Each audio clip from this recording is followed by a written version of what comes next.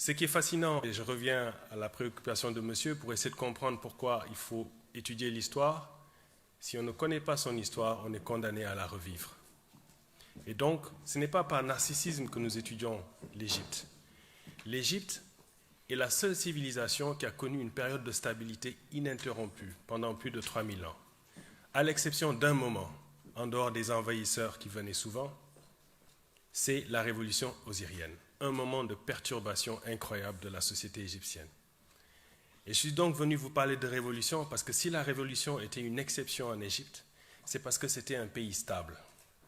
Et cette stabilité, elle était liée à la Maat. Et la Maat, c'est une femme, c'est une déesse, c'est l'équilibre. J'appelle matérialisme la conception qui permet de comprendre l'équité, la justice, l'ordre systémique du monde et de l'univers, l'équilibre de nos sociétés, notre rapport avec l'environnement et le vivant. Je crois que la sémantique, les mots que nous utilisons, sont chargés de façon eurocentrique. Le mot révolution lui-même, quand on y pense scientifiquement, une révolution, c'est quelque chose qui fait un tour complet sur lui-même. Ça veut dire qu'on revient à son point de départ, c'est-à-dire la restauration. C'est parce que les gens qui l'ont conçu, dans l'univers occidentalo-centré, avaient une conception mécaniste du monde. Ce terme, nous l'utilisons, mais il n'est pas innocent. Le terme de développement, Entwicklung, comme vous dites en allemand, lui aussi est constitutif d'une conception du monde productiviste. En réalité, nous devons recouvrer notre rapport à la nature. C'est pour ça que je m'intéresse beaucoup aux révolutions. Thomas Sankara a été assassiné, non pas par des amis locaux, comme on essaie de le faire croire. Il a été assassiné par un complot ourdi au niveau international, par des agents de la CIA, par la France, ou en tout cas la France-Afrique, et leurs relais locaux. Lorsqu'il est mort, on a dit qu'il est mort de mort naturelle. Il a fallu attendre 10 ans. Et c'est le moment de rendre un hommage tout à fait particulier à une femme tout à fait unique, qui pendant 10 ans a patiemment attendu, alors que partout on commémorait la mort de Thomas Sankara. À quelques jours de la prescription décennale, c'est-à-dire à quelques jours de la période où, si on ne portait pas plainte, le cas de Sankara serait réglé. Et le ministre de la Justice à l'époque, qui aurait dû régler le cas, c'était son meilleur ami et son assassin. À quelques jours de la date de prescription, Mariam Sankara, ici présente, se rend compte que si elle ne porte pas plainte contre X, est faux en écriture juridique, c'est-à-dire qu'on ne peut pas dire que quelqu'un est mort instantanément avec 12 personnes, est mort de mort naturelle, eh bien, ce cas serait clos comme la plupart des autres cas.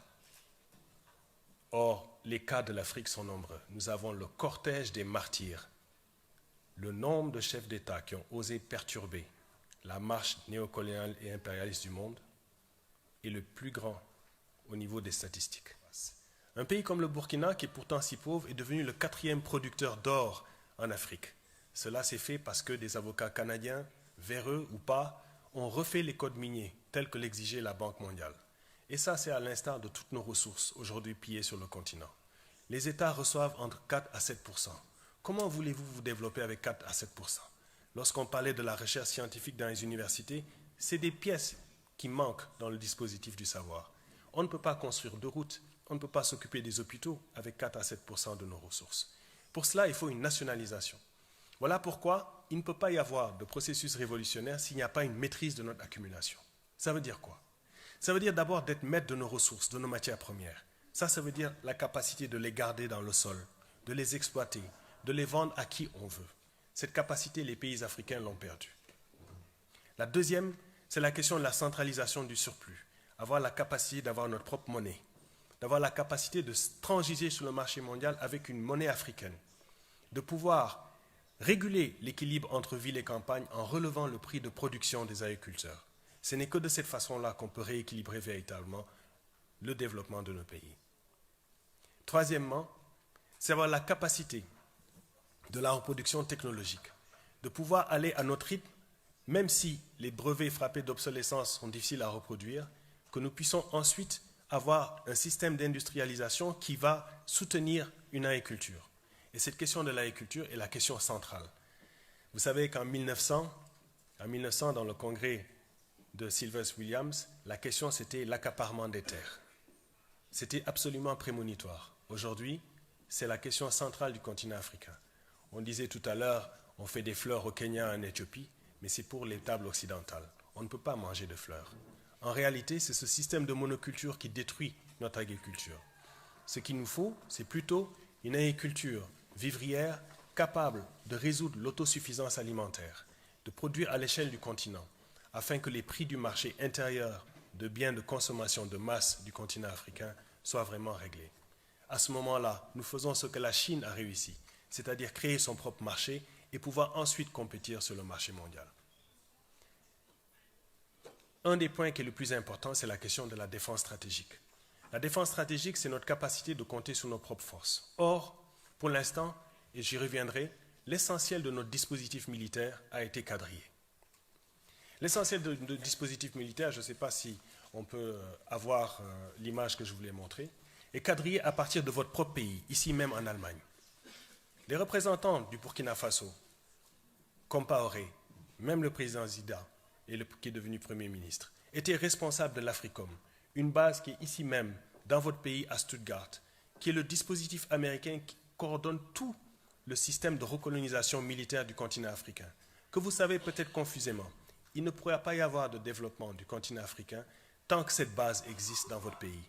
Parce que c'est ici, dans ce pays, que le continent africain a été divisé. Et nous ne laisserons pas ce pays recoloniser le continent africain, ni avec les États-Unis, ni avec l'Amérique.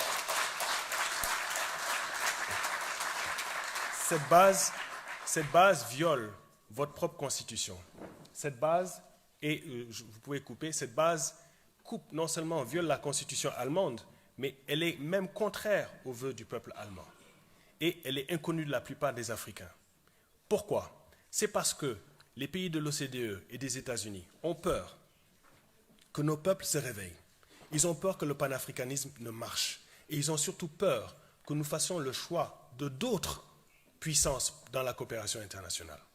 Ça veut dire quoi? Ça veut dire qu'ils ne veulent pas que leur espace stratégique puisse profiter à la Chine, à l'Inde, à d'autres pays. Ils ne veulent pas que nous nous développons parce que eux, ce qu'ils veulent, c'est l'Afrique sans les Africains, l'Afrique des ressources. Et ça non plus, nous n'allons pas le laisser faire. Maintenant,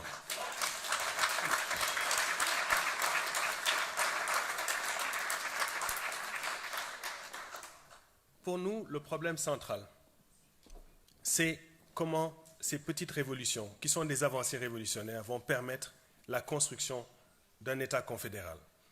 Il est possible que cet État confédéral, je ne le vois pas, et que même mes enfants ne le voient pas. Mais je sais que c'est la solution. Et c'est d'ailleurs la seule solution que l'Afrique apportera à la mondialisation. D'abord parce que c'est en Afrique qu'il y a eu le premier État confédéral. Cet État a existé il y a presque déjà 10 000 ans. Je ne sais pas si vous vous rendrez compte, mais il y avait déjà Père A, c'est-à-dire un chef d'État, un système de fiscalité, un système d'agriculture qui existait au moment où les autres civilisations n'existaient pas. C'est ce modèle basé sur notre compréhension écosystémique de comment être en rapport avec la nature, comment être en rapport avec nous, que nous devons redécouvrir. Les précurseurs ont compris, que ce soit ceux qui étaient en diaspora, comme Dubois, Marcus Garvey, ou Nkrumah, ou Sankara. Notre génération a un défi extrêmement difficile. Le premier, c'est qu'il doit redécouvrir les vertus de la politisation. Il y a un grand discours sur le fait qu'il ne faut pas s'engager en politique. Tout est politique. Les gens qui pensent que par la société civile, ils peuvent changer les choses se trompent. La société civile est un laboratoire qui doit être animé par un surveillant qui est beaucoup plus que citoyen. Il est éminemment politique. Le changement social, le changement progressif, celui qui permettra aux femmes d'accéder au pouvoir, celui qui permettra aux jeunes de pouvoir faire la transformation qualitative, passe par la politisation. C'est pour ça qu'il faut s'engager. Que vous allez à droite ou à gauche, le problème ne se pose pas. C'est l'engagement politique qui permet la transformation. Je disais qu'il faut profiter des moments révolutionnaires pour enclencher une marche volontariste vers le panafricanisme autocentré. Ceci n'est pas du goût du système monde. Il n'est même pas du goût des autres partenaires. Mais par contre, il va se faire dans une dimension d'abord tricontinentale. Parce que la mondialisation crée ce qu'on appelle une polarisation, c'est-à-dire qu'elle crée des périphéries. L'Amérique latine et l'Asie vivent des conditions similaires aux nôtres à de moindres degrés. Mais il n'y a que nous qui sommes restés coincés dans un dispositif vieux de plus de 6 siècles. Maintenant, il y a la portion que l'Union africaine propose, c'est-à-dire l'intégration dans l'économie monde, mais aux conditionnalités de ces bailleurs de fonds. Nous la refusons. Que la militarisation du continent, l'instrumentalisation des conflits, c'est le syndrome de pompier pyromane. La grande majorité des choses que vous voyez dans ce film sont dans le film Africom Go Home, qui est sur la table. On y explique en réalité que la nébuleuse terroriste que vous voyez aujourd'hui taper l'Afrique, le Moyen-Orient, une partie de la Méditerranée, a été instrumentalisée et créée principalement par les néocons américains, avec des Émiratis, des pays du Golfe, qui se sont appliqués à créer cette nébuleuse à l'époque de la lutte contre le soviétisme. Ces systèmes-là ont rhizomé. Je ne dis pas que dans le ressentiment contre la mondialisation, les culturalismes, les intégrismes locaux n'existent pas.